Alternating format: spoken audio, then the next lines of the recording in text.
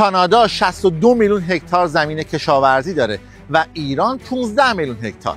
یعنی کانادا بیشتر از 4 برابر ایران زمین کشاورزی داره.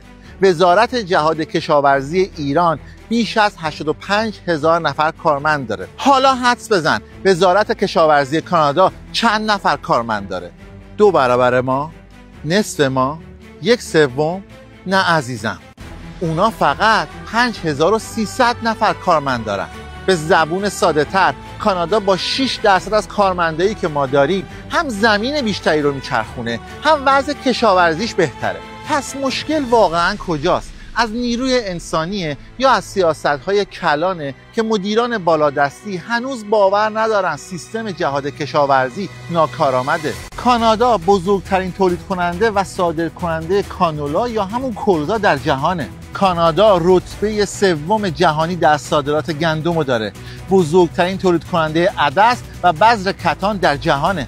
وزارت کشاورزی و غذای کانادا یه وزارتخونه فدراله و مسئول سیاستگذاری و پشتیبانی بخش کشاورزیه. برنامه‌ریزی‌هاش مبتنی بر اطلاعات و داده‌های دقیق کشاورزی انجام میشه، نه دستور از بالا.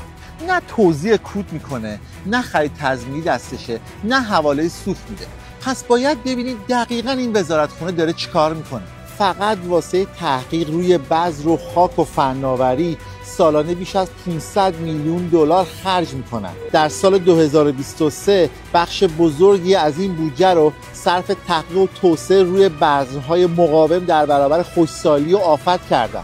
وام، کمک هزینه، بیمه خسارت، نه با پارتی نه با امضای طلایی، فقط به صورت آنلاین با زدن یک کلیک برای تمام کشاورزا قابل دریافته. به جای بروشور چاپی و سخنرانی، یه سایت خیلی ساده دارن به نام اگپد. یک پلتفرم آنلاین در کاناداست که کشاورزا میتونن از طریقش به بیش از 400 خدمات دولتی و حمایتی به راحتی دسترسی پیدا کنن، نه اینکه از صبح تا ظهر از این اداره تا اون اداره آواره باشن. این وزارتخونه به کشاورزای کانادایی یاد میده که چطور مستقیم صادرات کنن. از گندم گرفته تا عسل، حتی یونجه خشک رو میفرستن ژاپن. اینجا تکنولوژی و GPS و هوش مصنوعی شده پایه کشاورزی، اونم با حمایت وزارت کشاورزی کانادا، نه زور خود کشاورز. وظیفه‌شونه که مردم در کانادا غذای گرون نخورن، نه اینکه از جیب بخش کشاورزی یارانه بدن به مصرف کننده.